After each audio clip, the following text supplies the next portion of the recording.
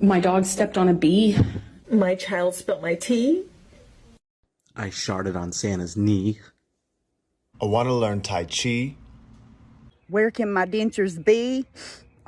You turned her against me!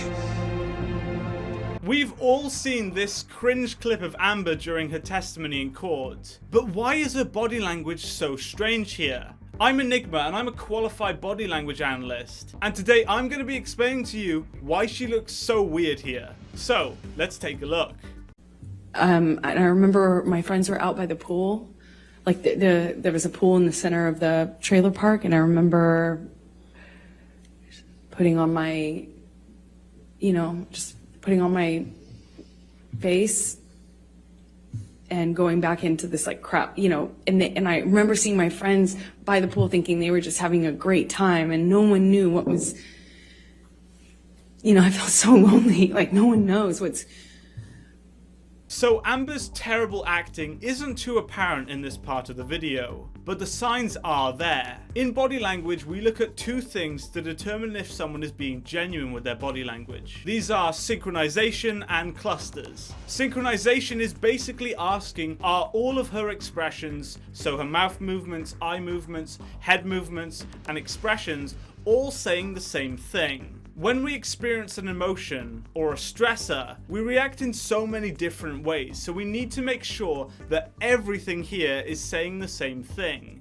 And a cluster is how many behaviors support the emotion that we see. So if someone upsets you, expect to see tension in the forehead, tears, unstable mouth movements, fidgeting. We look for a bunch of the behaviors happening at the same time in order to tell if it's genuine. Amber here is trying to look sad and upset. So what can we see that supports this emotion? She tenses her mouth occasionally and she does some rapid head movement, which is a sign of stress. And she also exhales slowly briefly. These are all signs of stress, and they do say the same thing. It is synchronized, but it doesn't have clusters. These expressions are few and far between. She goes in and out of them and doesn't experience them all at once as a normal person would. It's just super blocky. I'll explain what this all means in a minute. Everyone was just having a good time, like normal stuff. So I just smiled and made a joke about how trashed the trailer got, and we had to get the manager, who started off furious that Johnny had wrecked the thing. And then he had this like black mesh tank top, not tank top, it was like a meshy kind of shirt on. And oh, by the way, this man actually testified that none of this ever happened. Johnny didn't trash any trailer, nor did he cause any fuss, and the man actually put his neck on the line to testify to that. Amber made it up to frame him. That's how bad she is. Anyway, as for the body language, we can see Amber is constantly looking around the room.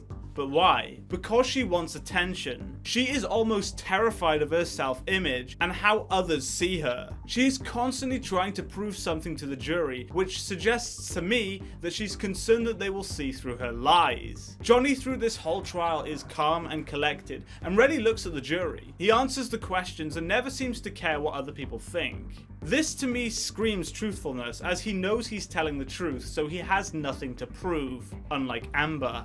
I remember he came into the trailer and looked around and was like, whoa, what happened here? Whoa. And Johnny had an exchange with him. And I remember watching this man be so charmed. It was just a kind of a surreal experience, and, it just went away.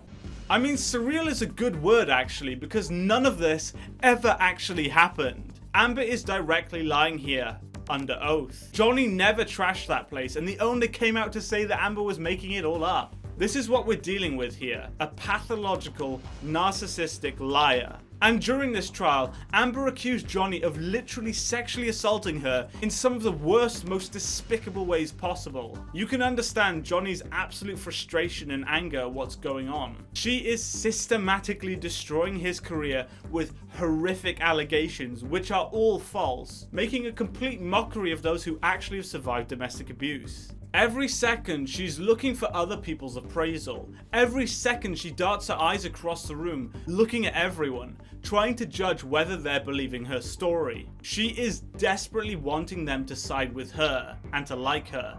The levels of eye contact that she's making here are far too high for someone who's talking. We usually make eye contact around 75% of the time when listening to someone and 50% of the time when speaking ourselves. Amber is making far above that. She's constantly looking at different people in the room deliberately to try and get them to side with her.